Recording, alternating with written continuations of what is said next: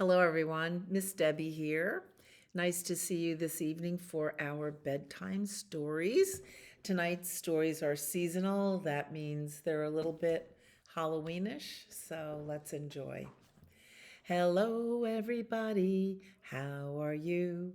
How are you? How are you? Hello, everybody.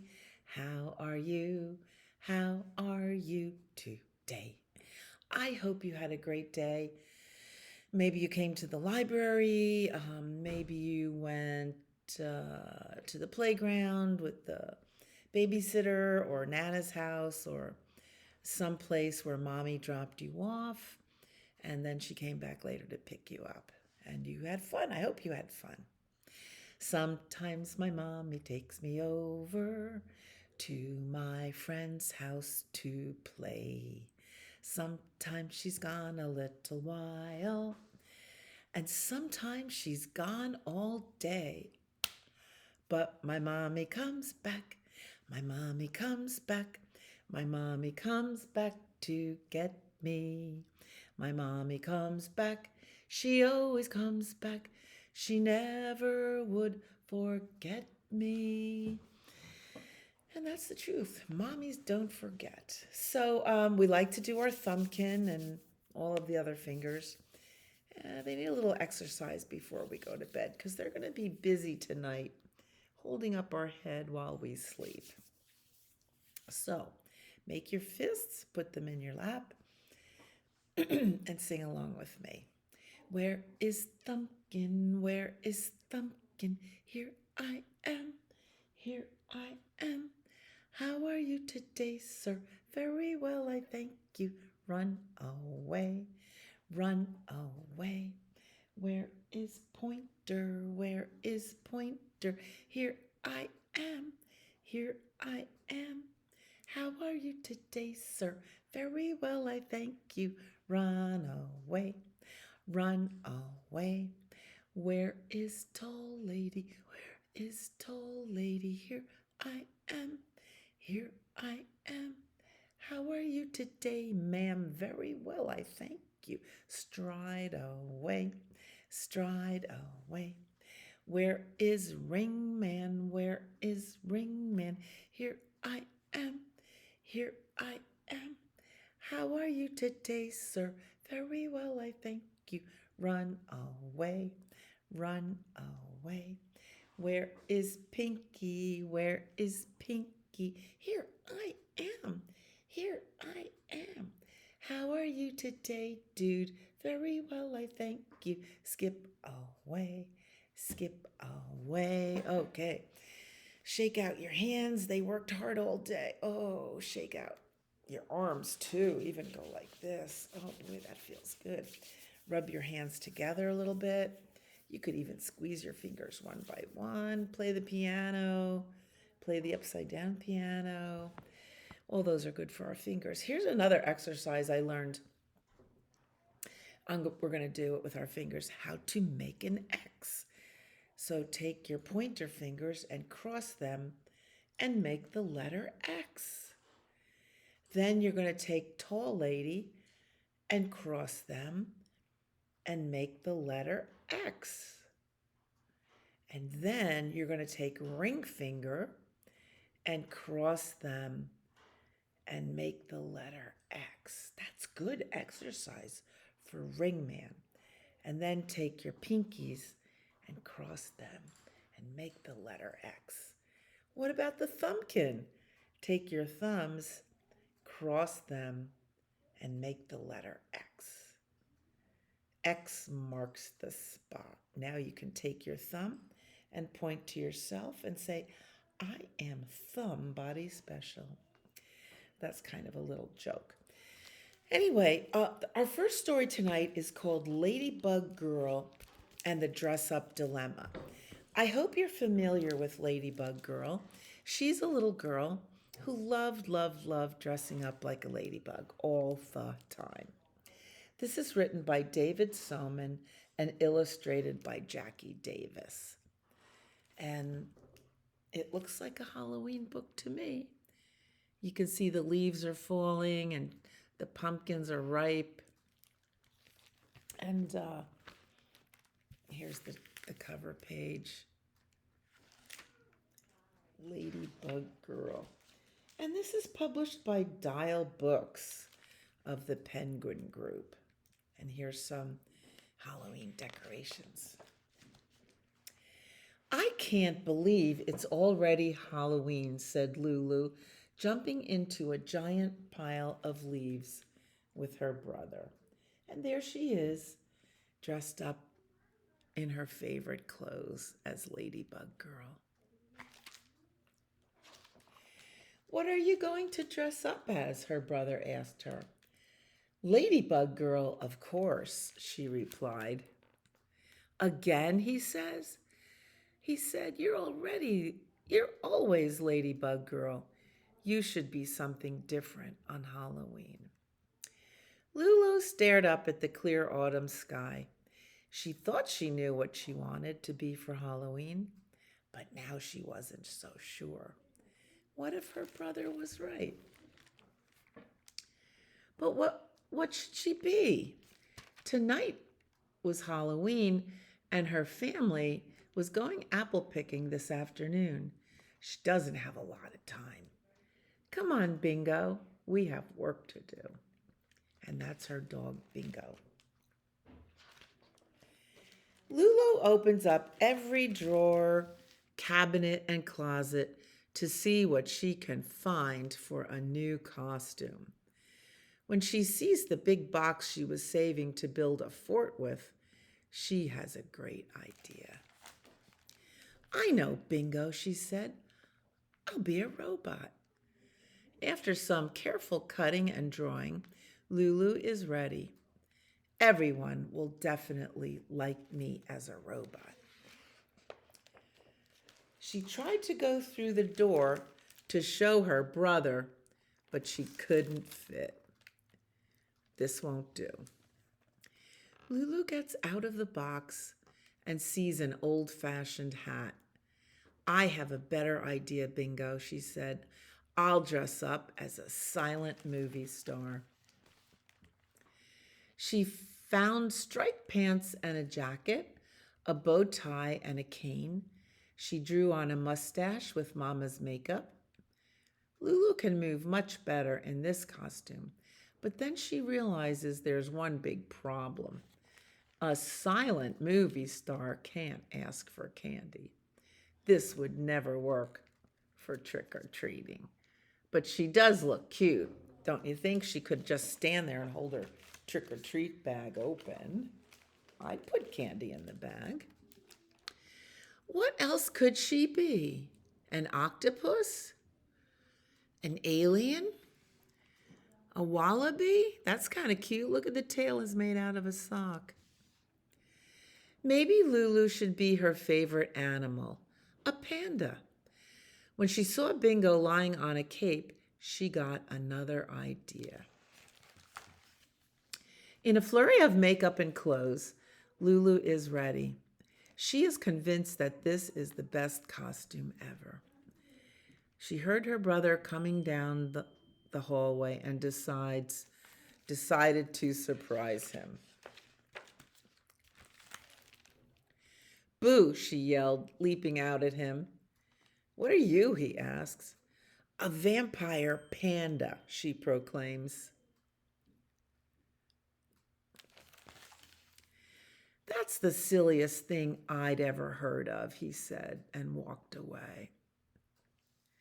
Well, I guess it would be too scary for little kids, Lulu said. Back to the drawing board, Bingo. Did you think it was kind of scary? It was kind of cute. Vampire panda.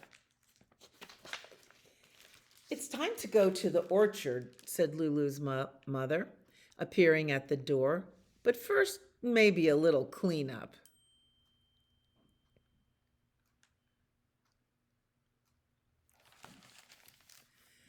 Even though Lulu still wasn't sure about her costume, it's time to go. Everyone has to bundle up to keep warm against the crisp autumn day. Whoa, do you like going out to the apple orchard? and looking at the beautiful trees with their colors, maybe taking a hayride. After a winding drive through the mountains, Lulu and her family arrive at the apple orchard. They are each given paper bags and head out into the rows of the bendy apple trees. When apple trees are bent down like that, they're old, old, old. Lulu finds a good climbing tree and scrambles high up into the branches. Bingo looks very tiny from far away. "Hello down there," she calls. "Look at all the apples in the tree." Lulu climbs down to twist the apples off the crooked branches. She hears her brother talking about his super ninja costume. What if she was a super ninja too? No, she would never ever copy her brother, not in a million years. He wouldn't like it, of course. After leaving their apples back in the car, Lulu and her family pass through a field dotted with orange pumpkins and a scarecrow. There's the crow sitting on the scarecrow's hat. Do you love pumpkin picking? Maybe she could dress as a scarecrow, or a bat, or even a pumpkin. But somehow, something about them just doesn't seem right. Then she sees the hayride, a beautiful old tractor covered in mud, waiting to pull them. Lulu and Bingo climbed up on a bale of hay and sat next to a girl eating popcorn. The girl turned to Lulu and asked, "What are you going to be for Halloween?" "I don't know yet," Lulu answers quietly. "I'm going to be a princess. You could be one too," the girl says. "Thank you," Lulu replies, but she isn't in a princess mood. She still doesn't know what to dress as. And tonight is Halloween. Hi, you can come in and play. The farmer drops them at the corn maze, and Lulu's brother dashes in ahead of her. Lulu and Bingo walk into the towering cornstalks that rattle and sway in the breeze. Did you ever go into a corn maze? It's kind of scary because you could get lost. Look at how tall the corn stalks are. And then you go down these tunnels and you have to twist and turn and find your way out.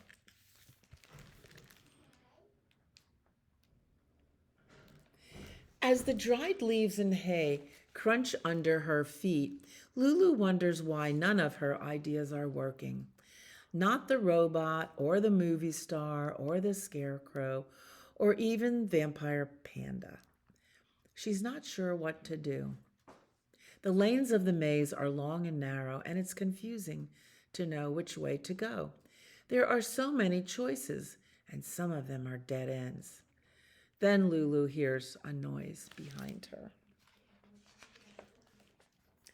It's the little girl from the hayride. "Hi," Lulu says, but the girl doesn't say anything. "Are you lost?" Lulu asks her. The girl nods. She's too scared to speak. "Well, this is a job for Ladybug girl." Lulu whips off her coat and hat, and her wings and antenna spring to life.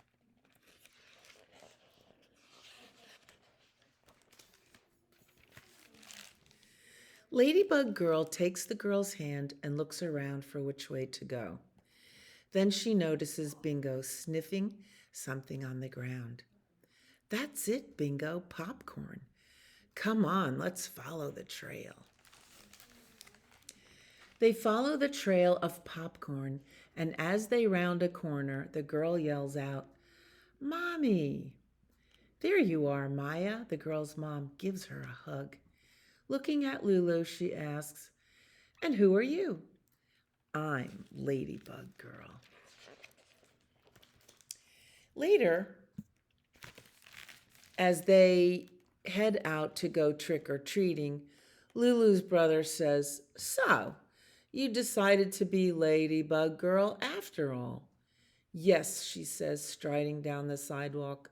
"I always knew that I wanted to be Ladybug Girl." Wonder what Bingo's dressed as, a rabbit? She's Ladybug Girl. Her brother is the ninja. And they're going trick or treating. Happy Halloween. Oh, and here they are. Trick or treat. The end. I like that story. We'll be hearing more from Ladybug Girl in the coming weeks. Now let's get ready for bed. This is the way we wash our face, wash our face, wash our face. This is the way we wash our face before we go to bed. This is the way we comb our hair, comb our hair, comb our hair. This is the way we comb our hair before we go to bed. This is the way we brush our teeth, brush our teeth, brush our teeth. This is the way we brush our teeth before we go to bed. This is the way we blow a kiss, blow a kiss, blow a kiss. This is the way we blow a kiss before we go to bed. Mwah. And now day is done. Day is done. Gone the sun from the land, from the hills, from the sky. All is well. Safely rest. Sleep is nigh. Sleep is near. Sleep is nigh. That's not a word we use a lot, nigh. But it rhymes with something in the song. Alrighty. And who comes out at night to watch over us but Twinkle? Starlight, star bright, first star I see tonight. I wish I may, I wish I might have the wish I wish tonight. Make a wish. Twinkle, twinkle, little star, how I wonder what you are. Up above the world so high, like a diamond in the sky.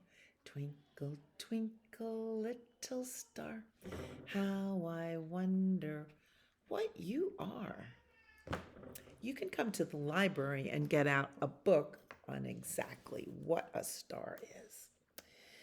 So, one of our feel-good songs for the evening is Skidamarink. And you know, we like to do our sign language.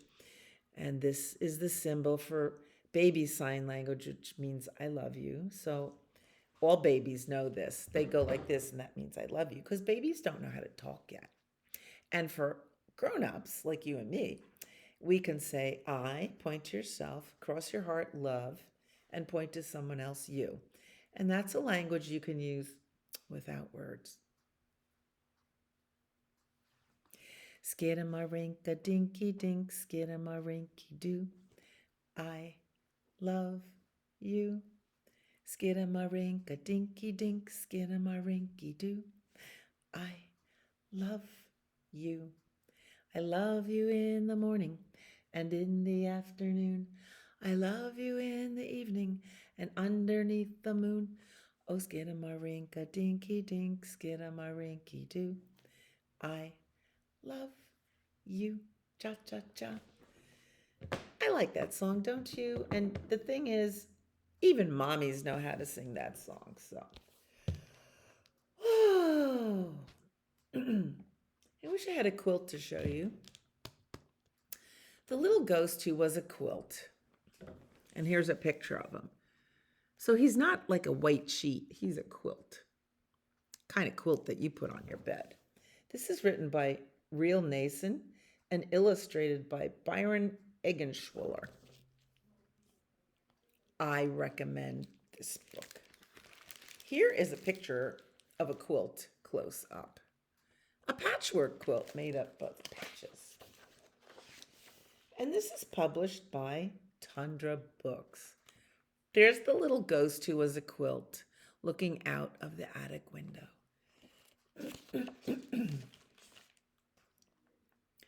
Once there was a little ghost who was a quilt, and here he is in the attic, looking out the window.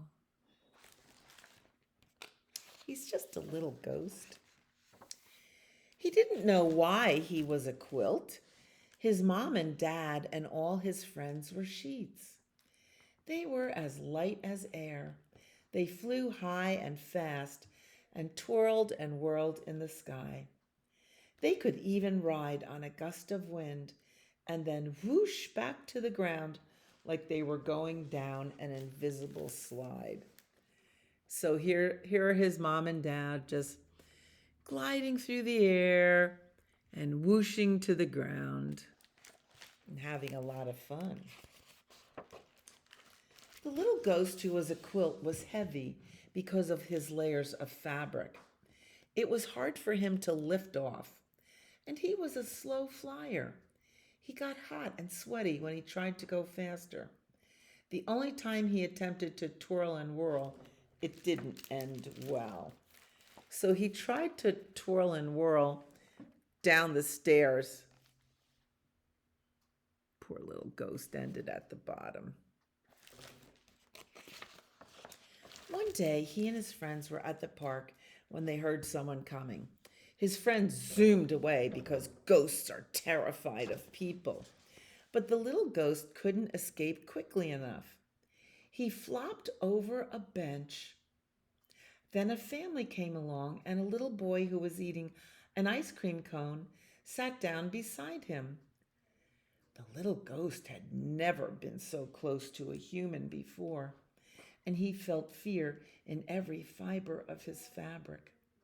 The boy only stayed a few minutes, but he dropped a big blob of melted ice cream right on the little ghost's face.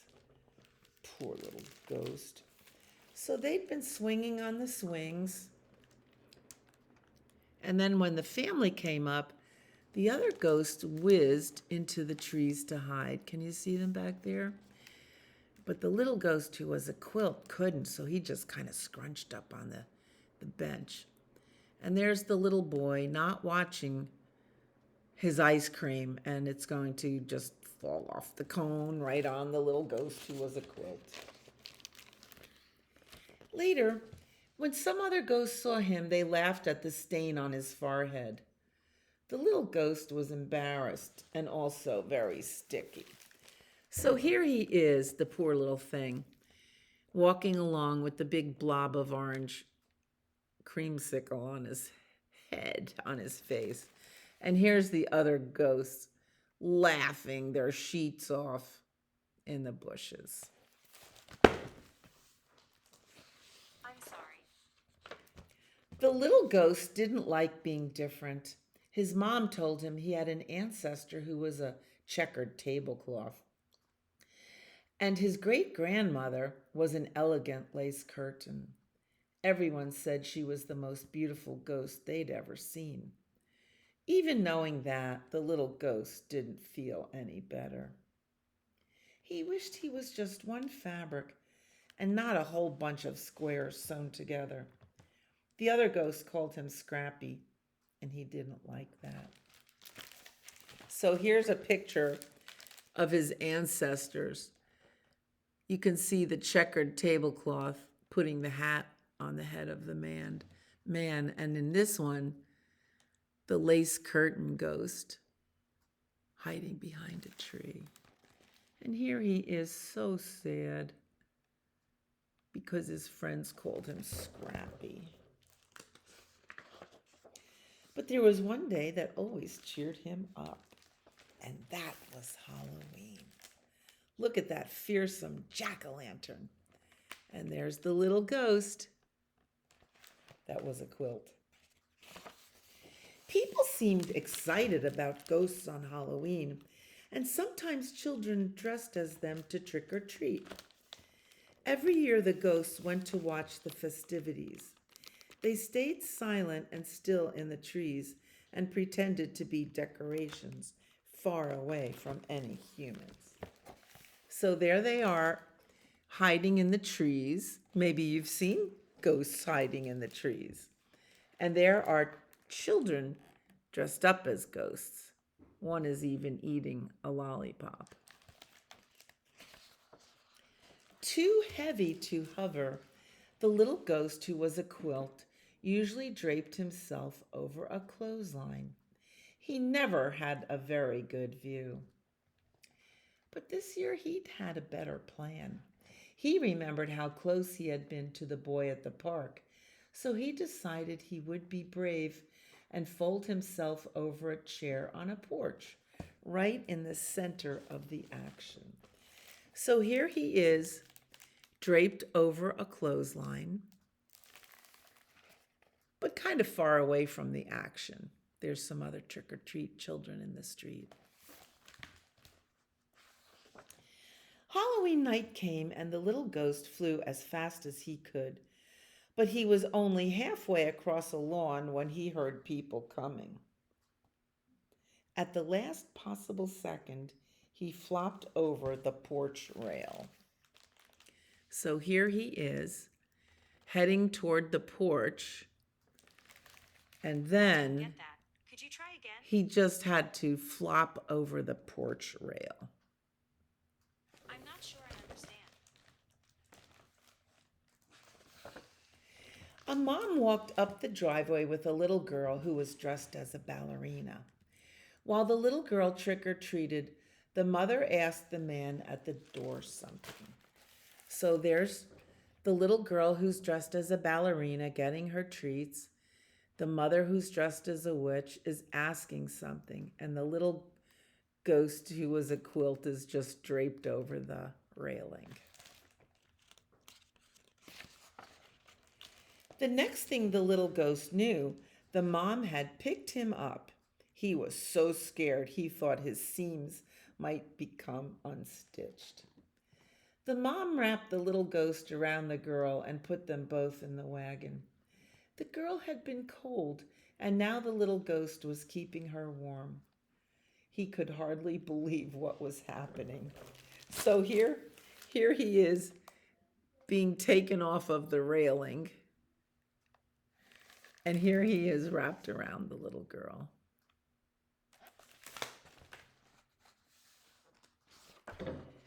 They headed down the street past his friends in their tree. "No, don't go," one whispered. "What are you doing?" The little ghost decided to fly away as soon as the girl got out of the wagon to trick or treat again. But the mom didn't turn into the next yard or the one after that. By the time she finally walked up to a house, the little ghost was panicking. How would he get away? So here's his friends in the tree. "No, don't go. What are you doing?" And there's all the trick-or-treaters out. And there's the witch and the little ballerina and the little ghost going up to that house.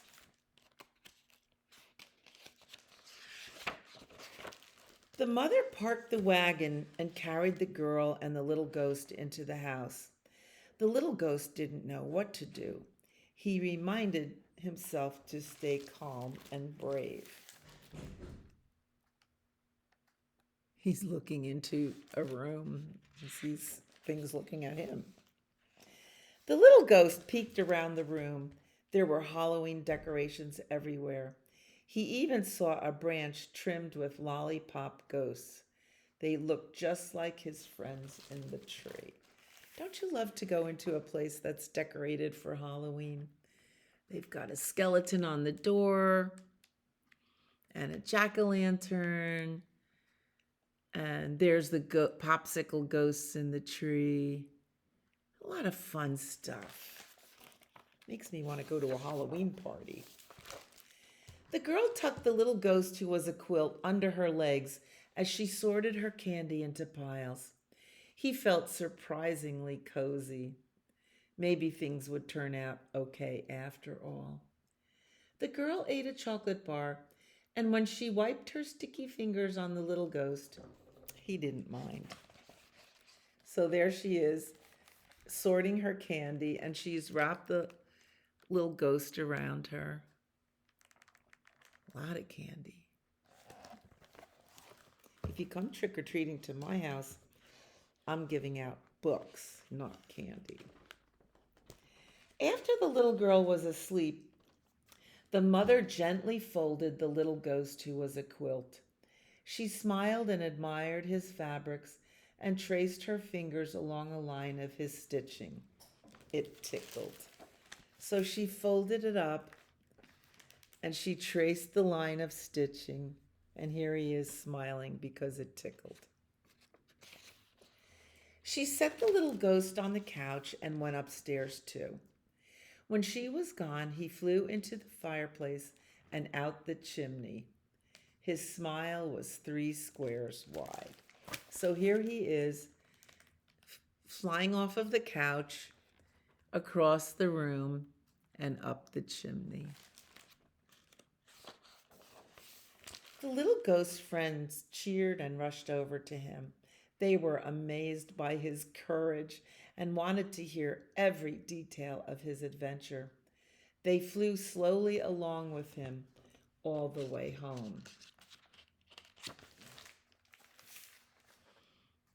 There he is. He'd come out of the chimney, and his other ghost friends were up there too. Here's one down in the bottom. I think there's one more page. The little ghost was so happy that he felt like he was floating without even trying. Everything that had happened was because he was a little bit different. Everything had happened because he was a quilt. And there he is playing with his friends. Isn't that the sweetest story? I love that story. The end. Well, are you getting sleepy? I think so.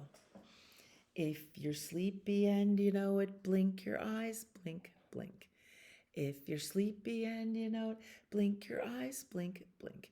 If you're sleepy and you know it, you will always show it. If you're sleepy and you know it, blink your eyes, blink, blink. If you're sleepy and you know it, wink your eye, wink, wink. That's one eye. If you're sleepy and you know it, wink your eye, wink, wink. If you're sleepy and you know it, you will always show it. If you're sleepy and you know it, wink your eye, wink, wink. Oh, this song always makes me sleepy and want to yawn. If you're sleepy and you know it, nod your head, nod, nod. If you're sleepy and you know it, nod your head, nod, nod. If you're sleepy and you know it, you will always show it. If you're sleepy and you know it, nod your head, nod, nod. Our heads nod when we fall asleep. If you look at a sleeping baby, you'll see that their head just kind of nodded over because we can't hold our head up when we're sleeping. So it's time for Lily White's party. Go hippity hop to bed. And you say, I'd rather stay up instead. But when mother says must, there's nothing but just go hippity hop to bed. But I have a bedtime story to read to put you into your sweet dreams. And this is called Wynken, Blynken and Nod. And doesn't that sound like the words we just used in a song? Wink, blink, and nod. And this is written by Eugene Field and illustrated by Gisela Potter. It's a lovely, lovely story. It's an old one. Here's the moon looking in the window.